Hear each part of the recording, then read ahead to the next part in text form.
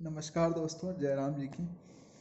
ठीक है दोस्तों, आज बात करेंगे हम सॉरी दोस्तों आज बात करेंगे पंचगव्य और उससे रिलेटेड जो मिथ हैं उसके बारे में बात करेंगे। ठीक है, मिथ और रियलिटी के बारे में बात करेंगे। पंचगव्य आप समझ रहे हैं। ठीक है, पंचगव्य में आता है यानी गाय के 5 उत्पाद। ठीक है, उसमें आता है दूध, दही, घी, ठीक है, गोबर और गोमूत्र। ये 5 जो है पंचगव्य कहलाता है। ठीक है, तो मैं आपको बताना चाहूँगा कि पहली चीज़ तो ये है कि पंचगव्य किस तरह की गाय का माना गया है। पहले वो चीज़ बता देता हूँ। ठीक है, कि पंचगव्य जो है पवित्र किस गाय का माना गया है। ठीक है, तो उसके बारे में लिखा है कि पंचगव्य जो है वह केवल वैदिक गायों का ही जो है पवित्र माना गया है, विदेशी गायों का नहीं माना गया। पहली चीज़ तो ये है। ठीक, चलिए ठीक है, मैं इस पक्ष में नहीं हूँ कि उन्हें मारना चाहिए, काटना चाहिए ना। मैं हिंसा के फेवर में कभी नहीं हूँ। ठीक है, और ना मैंने कभी ये कहा है कि कोई पशु को या किसी पक्षी को मारो, काटो, उसे खा लो ना। मैं कभी इस चीज़ का फेवर नहीं करता। ठीक है, बट जो वैदिक गाय हैं, मतलब वेदों में जिस तरह की गाय का वर्णन किया गया है, ठीक है, उस तरह की गाय का जो है ये पंचगव्य जो है वो ये पवित्र माना गया है और शरीर के लिए लाभदायक माना गया है। ठीक है, तो मैं आपको बताना चाहूँगा कि देखिए क्या होता है एक्चुअल में कि जो प्रकृति होती है ना, प्रकृति जो होती है वो अपने अनुसार से जो है अपने यहाँ के जीव जंतुओं को जो है वो ढालती है। ठीक, अब आप एक देसी गाय रख लो, एक विदेशी गाय रख लो। ठीक है, दोनों अगल बगल रख लो। ठीक है, और फिर उसमें एक कंपैरिजन करो। ठीक है, तो आपको कुछ चीज़ें जो हैं वो निकल के आएंगी। ठीक, तो पहली चीज़ मैं आपको बता देता हूँ। ठीक है, कि जो देसी गाय होती है उसके गले में एक कुबड़ सा निकला हुआ होता है। ठीक है, देसी गाय की थोड़ा, गाय के थोड़ा कम रहता है, बैल के थोड़ा ज़्यादा रहता है। ठीक है, असल में उसको कहते हैं सूर्य केतु नाड़ी। ठीक है, उस वो जो है वो सनलाइट जो होती है ना, सनलाइट को जो है एक जो सही उसकी मात्रा है उसका एब्जॉर्ब करती है। ठीक है, और उस और वो जो सनलाइट है ना वो उसके दूध में आके मिक्स होती है। ठीक है, इसी कारण से आप कभी भी देखना जो शुद्ध देसी गाय होगी उसका दूध जो होगा एकदम प्योर वाइट नहीं होगा, पूरा एकदम सफ़ेद नहीं होगा, हल्का सा येलोइश लेके आता है। ठीक है, और उससे जो घी बनता है, ठीक है, जो शुद्ध देसी गाय के दूध से जो घी बनता है, ठीक है, तो उसके घी का रंग भी जो है येलोइश होता है, पीला होता है। ठीक है, सफ़ेद कलर का नहीं होता है। जबकि विदेशी गाय से एक तो दूध उसमें उसमें तो घी बनता नहीं, पहली चीज़ तो फैट तो बिल्कुल ज़ीरो रहता है उसका, ज़ीरो फैट, कुछ नहीं रहता फैट के मामले में। लेकिन अगर बाई चांस किसी तरह आपकी उसका घी बना भी लो तो वो उसमें येलोनेस नहीं रहती है, वो सफ़ेद सफ़ेद सा रहता है। ठीक है, दूसरी पहचान क्या है कि जो गाय होती है ना उसके गले के नीचे कंबल सा लटकता रहता है। ठीक है, और उसकी नाभि तक में भी कुछ लटकन सी रहती है। ठीक है, तो उसको जो है मतलब शास्त्रों में गलकंब कहा गया है। ठीक है, तो ये जो है ये विदेशी गायों में नहीं होता। एक तो सूर्य केतु नाड़ी नहीं होती, गलकंब नहीं होता। ठीक है, तो वैदिक गायों का जो वर्णन किया गया है शास्त्रों में वो ये लिखा है कि भैया उसके मतलब ये सूर्य केतु नाड़ी होनी चाहिए, गलकंब होने चाहिए। ठीक है, तो ये सब चीज़ें होनी चाहिए। ठीक है, तो जिस गाय में ये सब चीज़ें हैं, ठीक है, तो उसी का पंचगव्य जो है वो जो है पूजा वगैरह में इस्तेमाल किया जा सकता है, अन्य किसी का नहीं किया जा सकता। ठीक है, यानी अगर आप चाहो एक जर्सी गाय का या एक एचएफ गाय का आप दूध वगैरह जो है ये इन सब में यूज़ कर लो तो नहीं कर सकते, शास्त्र इसकी इजाज़त नहीं देता है। ठीक है, जो वैदिक काऊ है यानी जो वैदिक गाय हैं जिसका गलकंब हो, ठीक है, और सूर्य केतु नाड़ी हो, ठीक है, उन्हीं सब चीज़ों के पंचगव्य का इस्तेमाल आप पूजा में कर सकते हो, अन्यथा नहीं, किसी और का नहीं कर सकते। ठीक है, अब A1 A2 की बात करते हैं। A1 मिल्क A2 मिल्क आपने अगर सुना होगा।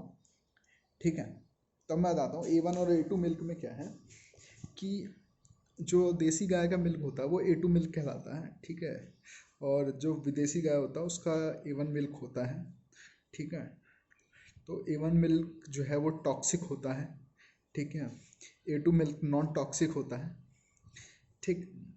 वो बात और है कि आज की डेट में हमारी जो मतलब देसी गाय है उनकी इज्जत नहीं रह गई है, लेकिन वैज्ञानिक भी आज की डेट में ये प्रूव कर चुके हैं कि जो A2 मिल्क है वो ज़्यादा पौष्टिक होता है और स्वास्थ्य के लिए वो ज़्यादा लाभदायक है बजाय A1 मिल्क के, ठीक है। तो अब मैं बात कर रहा हूँ कि प्रकृति जो है ना वो अपने हिसाब से जानवरों को बनाती है, ठीक है।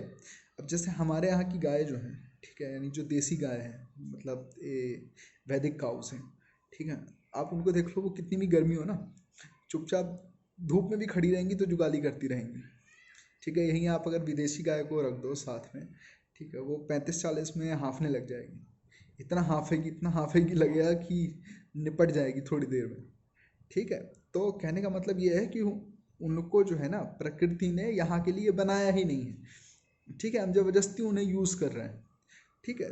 तो कहने का मतलब, या जिस गाय के अंदर ही रोग प्रतिरोधक क्षमता नहीं है, ठीक है, तो उस गाय के दूध में कैसे रोग प्रतिरोधक क्षमता आ सकती है? आप ये खुद सोचिए, जाहिर सी सोचने वाली बात है, ठीक है, बहुत प्रैक्टिकल सी बात है, ठीक है। कि देखिए, एक एक बात आपने सुनी है कि जो माँ का गुण होता है वो बच्चों में ट्रांसफ़र होता है, ठीक है। वो कैसे ट्रांसफ़र होता है? वो दूध के थ्रू ट्रांसफ़र होता है, ठीक है। जब जब माँ जो है ना अपने बच्चे को दूध पिलाती है ना, तो उसकी दूध में जो उसकी रोग प्रतिरोधक क्षमता होती है, जैसे उसके शरीर का होता है ना, वैसा ही वो दूध के थ्रू बच्चे के उसमें जाता है, मतलब अगली पीढ़ी में ट्रांसफ़र होता है, ठीक है। तो सेम चीज़ जो है गाय में भी होती है, ठीक है।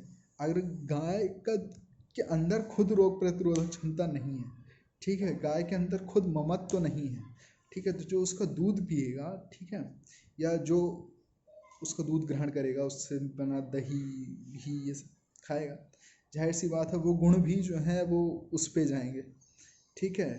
यानी आपकी रोग प्रतिरोधक क्षमता कम होती है, ठीक है, ये सब चीज़ें होती हैं, ठीक है। ये साइंस भी प्रूव कर चुका है कि रोग प्रतिरोधक क्षमता के मामले में भारतीय जो है वो दुनिया में सर्वश्रेष्ठ है, ठीक है। क्यों? क्योंकि हम जिन गायों का दूध वगैरह पीते हैं, ठीक है, अभी तो फिलहाल तो वैसे विदेशी गायों का प्रचलन ज़्यादा हो गया है, ठीक है, बट फिर भी देसी गायों का है कई जगह, ठीक है। आप कभी देखना, जो शहरों के लोग होते हैं ना वो ज़्यादा बीमार पड़ते हैं बजाय गाँव के लोगों के, ठीक है। इसके पीछे आपने कभी तर्क सोचा? क्योंकि गाँव में आज भी जो है वो देसी गायों का दूध पिया जाता है, ठीक है। और देसी गायों की रोग प्रतिरोधक क्षमता जो है वो विदेशी गायों के मुकाबले बहुत ज़्यादा होती है, ठीक है। और शहरों में क्या है कि अमूल का दूध, मैं भी अमूल का ही लेता हूँ, मैं ये नहीं कह रहा कि मैं नहीं लेता, ठीक है, वो मेरी मजबूरी है, ठीक है। लेकिन ये सब चीज़ें जो हैं वो आपकी रोग प्रतिरोधक क्षमता को घटाती हैं, ठीक है। क्योंकि जिस गाय से का आप दूध पी रहे हो, जिस गाय का मतलब दही खा रहे हो, ठीक है, उसकी खुद की रोग प्रतिरोधक क्षमता नहीं है तो वो आपको क्या ट्रांसफ़र करेगी, ठीक है। और गाय, जो देसी गाय होती है उसके गले में गलकंब होता है। गलकंब किस काम आता है मैं बताता हूँ। गलकंब जो होता है ना वो गाय की बॉडी में जो हीट बन रही है, गर्मी बन रही है, ठीक है, वो वहाँ से निकलती है, वहाँ से वो अपनी गर्मी को है जो निकाल देती है, ठीक है। इस कारण से उसे गर्मी नहीं लगती है ज़्यादा, ठीक है। साइज़ बहुत ज़्यादा बड़ा नहीं होता, साइज़ थोड़ा छोटा ही होता है, ठीक है। तो अगर आपका साइज़ ज़्यादा बड़ा होगा तो जाहिर सी बात है कि मतलब हीट जो है वो ज़्यादा एरिया पे आपके कवर करेगी, ठीक है। आप सब अगर आप साइंस के स्टूडेंट हैं तो आपको पता होना चाहिए कि एरिया अगर ज़्यादा होगा तो वो ज़्यादा लाइट अब्जॉर्ब करेगा, ठीक है। अगर एरिया थोड़ा कम होगा किसी सरफेस का तो वो कम लाइट एब्जॉर्ब करेगा। तो जाहिर सी बात है उनकी बॉडी जो होती है ना, अब उससे जो है थोड़ा छोटी होती है विदेशी गायों से, इसलिए वो जो हीट है ना, मतलब बहुत ज़्यादा गर्मी जो है उसको बहुत कम एब्जॉर्ब करती है, मतलब जितना उनको ज़रूरी है उतना ही एब्जॉर्ब करती हैं, इसलिए उनको हाँफना नहीं आता, हाँफती नहीं है वो गर्मियों में कि हाँफने लग जाए, ठीक है। तो ये सब चीज़ें, ठीक है। और एक मिथ की बात करूँगा मैं कि लोग जो है ना कहते हैं कि भैया गौमूत्र जो है बहुत फ़ायदेमंद होता है, एंटीबायोटिक होता है। हाँ होता है, ठीक है, गौमूत्र एंटीबायोटिक होता है, ठीक है, बट हर गाय का नहीं होता है, ठीक है। मैं ये आपको बिल्कुल एकदम क्लियर कर देना चाहता हूँ, हर गाय का गौमूत्र जो है एंटीबायोटिक नहीं होता है, ठीक है। एक तो विदेशी गायों का नहीं होता है, ठीक है, और देसी गायों का भी नहीं होता है, ठीक है। उस पर भी एक्सेप्शनल केसेस हैं, ठीक है, जो गायें जो हैं औषधीय पौधों को खाती हैं, ठीक है, केवल उन्हीं के गौमूत्र में एंटीबायोटिक्स होता है, ठीक है। जो इस तरह की चीज़ें नहीं खाती हैं, ठीक है, उनके अंदर एंटीबायोटिक्स नहीं होता है, ठीक है। मैं आप जो जो हमारे संत ऋषि मुनि लिख के चले गए, ठीक है, ये सब चीज़ें तो वो किस ज़माने में लिख के गए हैं, ठीक है, कि जब जो है गायों को छोड़ दिया जाता था, कोई चरवाहा जो होता था उनको जंगल पहाड़ों में ले आता था, चरा के लेके आता था, तो उस समय जो है ना बहुत सारे औषधीय पौधों को जो है गाय खाती थी, ठीक है। तो उनके दूध में, उनके मूत्र में, गोबर में वो गुण आते थे, ठीक है। अब आज की डेट में आप क्या खिलाते हो? भूसा, ठीक है, पैरा, ठीक है, यानी पैरा मतलब समझ सकते हैं आपकी जो ये धान का जो अपशिष्ट बचता है, ठीक है, उसे आप खिलाते हो। मैं वो नहीं कह रहा कि आप जाके उसका विश्लेषण करो, ठीक है, लेकिन आप अगर नेट पे भी सर्च करोगे ना कि भूसे में कितनी मात्रा में प्रोटीन है, कितनी मात्रा में वसा है, कितनी मात्रा में कैल्शियम है, सब चीज़ें हैं, ज़ीरो, कुछ भी नहीं। ये केवल एक पेट भरने का माध्यम है, ठीक है। जो आप भूसा खिलाते हैं लोग गायों को, ठीक है, भैंसों को, अपने जानवरों को, ठीक है, उसमें कुछ है ही नहीं, न्यूट्रिशंस जीरो, प्रोटीन ज़ीरो, ठीक है, सब चीज़ जीरो। तो काहे काहे का औषधीय गुण भैया, ठीक है। तो कहने का मतलब ये है कि जो गाय जो है औषधीय पौधों को खाती ही नहीं है, तो उसके मूत्र में औषधीय गुण होने की बात ही गलत है, ठीक है। तो पहली चीज़ तो ये है, ठीक है। अगर कोई कहता है कि भैया एक गौमूत्र में जो है एंटीबायोटिक्स होता है, ठीक है, हाँ होता है, ठीक है, लेकिन आज की डेट में ये बात हमेशा याद रखिएगा कि जो गाय औषधीय पौधों को खाती है, केवल उसी के गौमूत्र में एंटीबायोटिक्स होता है, ठीक है। और जो औषधीय औषधीय पौधे नहीं खाती है, भूसा खा रही है, ठीक है, और इस तरह की चीज़ें खा रही हैं यार, आज की डेट में तो गाय जो है सड़क में पन्नियाँ खा रही हैं, सब चीज़ खा रही हैं। आप सोचो कि उनके गौमूत्र में भी एंटीबायोटिक्स होगा, ठीक है ना? ऐसा नहीं है, ठीक है।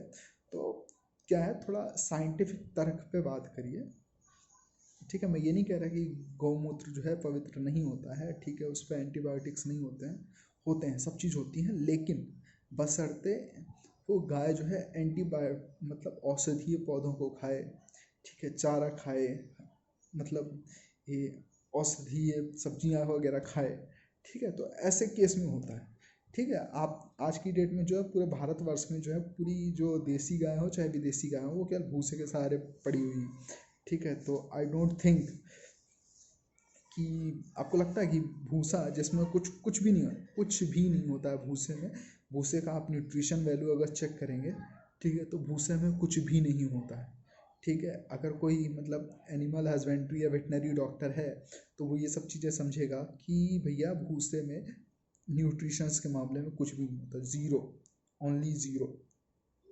वो केवल जो है भूसा जो है वो एक प्रकार से केवल गाय का पेट भर देता है, ठीक है, उसमें न्यूट्रिशंस वैल्यू कुछ नहीं होती है, कोई औषधीय गुण नहीं होता है, कुछ भी नहीं होता है, ठीक है। तो ऐसी गायों का जो गौमूत्र है, आप अगर सोचोगे कि उसमें औषधीय गुण होगा या उसमें एंटीबायोटिक्स होगा, नहीं होगा, वो एक नॉर्मल यूरिन की तरह ही होगा, ठीक। तो मेरे ख्याल से आप लोग समझ गए होंगे कि मैं क्या कहना चाह रहा हूँ, ठीक है। तो पंचगव्य जो है वो अच्छा होता है, लेकिन मैं स्पेशली गौमूत्र के लिए कह रहा हूँ, ठीक है, कि जो गाय औषधीय पौधों को खाती है उनका जो गौमूत्र है उसमें एंटीबायोटिक्स होता है, जो नहीं खाती है, ठीक है, उसमें एंटीबायोटिक्स नहीं होता है, ठीक है। तो पागलों की तरह जो है ना किसी भी गाय के पीछे जो है उसका गौमूत्र इकट्ठा करने में ना लग जाए, ठीक है, ये सरासर गलत है, ठीक है। और ये एक प्रकार की बेवकूफ़ी है, ठीक है। और हमारे जो लोग कहते हैं कि भैया हमारे ऋषि मुनि ये सब लिख के गए हैं, तो ऋषि मुनि जिस समय लिख के गए थे ना, उस समय जो गाय जो है 24 घंटे बंधी नहीं रहा करती थी, ठीक है, वो जंगलों में जाती थी, औषधीय पौधे खाती थी, पेड़ पौधे खाती थी, ठीक है, जड़ी बूटियाँ खा लेती थी, ठीक है। तो वो जो खाती थी ना, उसके गुण आते थे उनके दूध में, उनके दही में, उनके गौमूत्र में, ठीक है। आज की डेट में जो गाय है ना, भूसे पे टिकी हुई है सिर्फ, ठीक है। तो भूसे के भरोसे जो है एंटीबायोटिक्स नहीं बनता है, ठीक है, औषधीय गुण नहीं आते हैं दूध में, घी में, या क्या नाम है, आपके गौमूत्र वगैरह में, ठीक है। तो थोड़ा मतलब धर्म की तरफ देखें, लेकिन थोड़ी बहुत थोड़ा अपना बुद्धि का भी इस्तेमाल करें, ठीक है। तो आँख मूंद कर जो है वो किसी भी चीज़ के पीछे भी पागल होना भी सरासर गलत है, ठीक है। तो समझने का प्रयास कीजिए, और ये, ठीक है।